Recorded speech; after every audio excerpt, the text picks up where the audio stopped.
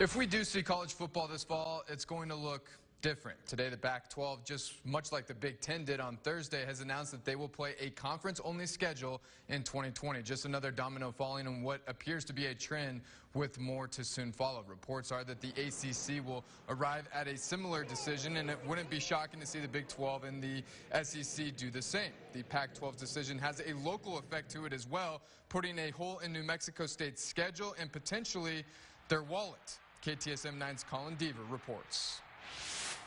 August 29th was supposed to be a big day for New Mexico State football. The Aggies were set to hitch their wagons and head west to face UCLA to open up the 2020 season. However, the Pac-12's decision to cancel all non-conference games for all of its fall sports on Friday means the Aggies are not only out of a game, they could be out of $1.2 million that the Bruins were set to pay New Mexico State for coming to the Rose Bowl. Try to put a good face on things, but, unfortunately, it is a pretty serious scenario. New Mexico State Athletic Director Mario Mocha says the school relies heavily on revenue generated by its football program playing Power 5 teams. With UCLA off the table, the next worry is the November 21st game at Florida. The Gators are slated to pay the Aggies $1.5 million to come to Gainesville. I think not having the money coming in from those two games can be a potential knockout blow. That's $2.75 million.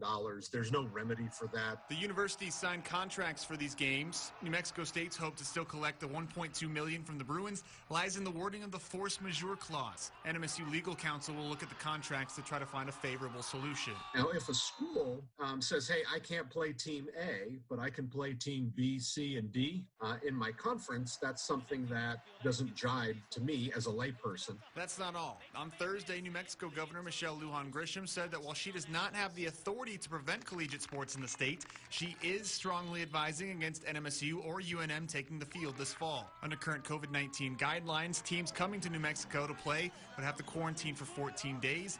NMSU would have to do the same upon returning to Las Cruces from road games. We're a very public institution. So there's a lot of eyeballs on us, and people will know when we travel, when we don't. We've got to get that one figured out. Mario Mocha told KTSM that one Power 5 school has already reached out to New Mexico State to potentially replace UCLA on the schedule. But make no mistake, the loss of these big money football games is an absolute worst case scenario for the Aggie athletic program. Reporting in Las Cruces, Colin Deaver, KTSM 9 Sports.